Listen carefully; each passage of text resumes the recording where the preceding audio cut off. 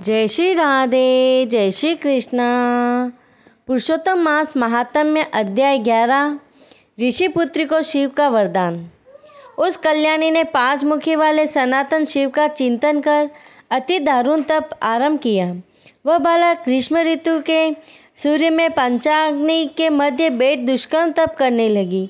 हेमंत शिशिर ऋतु में ठंडे जल में बैठ करके तप करने लगी। वर्षा में बिना वस्त्र ओढ़े घास के बिछौने पर सोती हुई दुर्लभ शरीर वाली वह कन्या दोनों संध्या और यज्ञ करने लगी। उसका ऐसा तप सुन इंद्र बड़ा चिंतित हुआ। तप में लगी हुई कन्या को 1000 वर्ष बीत गए। पार्वती पति शंकर उसके तप से प्रसन्न हुए। तब उसे अपने अगोचर रूप का दर्शन दिया।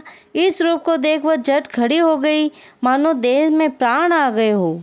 वह तप से दुबली बाला अब हष्टपुष्ट हुई।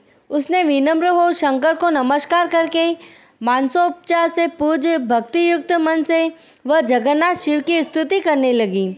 हे पार्वती वल्लभ, हे प्रभु, हे भूतेश, हे गौरीश, हे शंभो, त्रिनेत्र वाले आपको नमस्कार है। हे पापहारी आपको नमस्कार है। इस प्रकार मेधावी ऋषि की तपस्विनी पुत्री मन और वाणी से शिव स्तुति कर शांत हो गई। महाउग्र तप से युक्त उसकी स्तुति सुन प्रसन्न मुख सदाशिव बोले, हे तेजस्विनी, हे महाभागे, तेरा कल्याण हो, तू मन इच्छित वर मांग।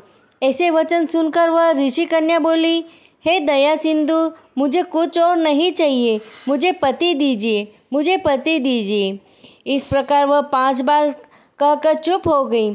तब महादेव जी बोले, हे मुनि कन्या, तूने जो मांगा वही मिलेगा। तूने 5 बार पति मांगा है, सो तेरे 5 पति होंगे, जो शूरवीर, धर्मवीर, जितेंद्रिय और पराक्रमी होंगे। अतीत के ये शब्द सुनकर वह कन्या बोली, हे सदाशिव, संसार में एक स्त्री का एक ही पति होता है। आपने यह क्या कह दिया? कहीं भी 5 पति वाली स्त्री न देखी, न सुनी। हे प्रभु, ऐसा वरदान देने से क्या आपको लज्जा नहीं होगी? तब शिवजी बोले, इस जन्म में नहीं, अगले जन्म में होंगे। पति का सुख प्राप्त कर परम पद को प्राप्त होगी। दुर्वासा मेरी ही प्रतिमूर्ति है, जिनका तूने अपमान किया और फिर पुरुषोत्तम मास के महत्व को न मानकर उनका भी तिरस्कार किया। इसी से तू दुख पाती है। पुरुषोत्तम मास की महिमा जानकर जो उनका सेवन करते हैं उसको पूज्य समझते हैं।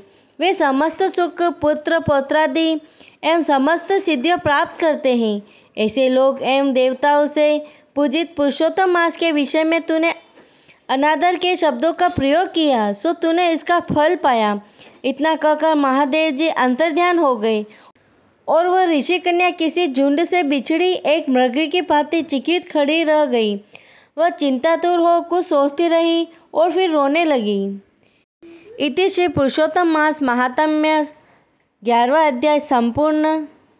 ओम नमो भगवते वासुदेवाय। ओम नमो भगवते वासुदेवाय। ओम नमो भगवते वासुदेवाय। श्रीमन्नारायण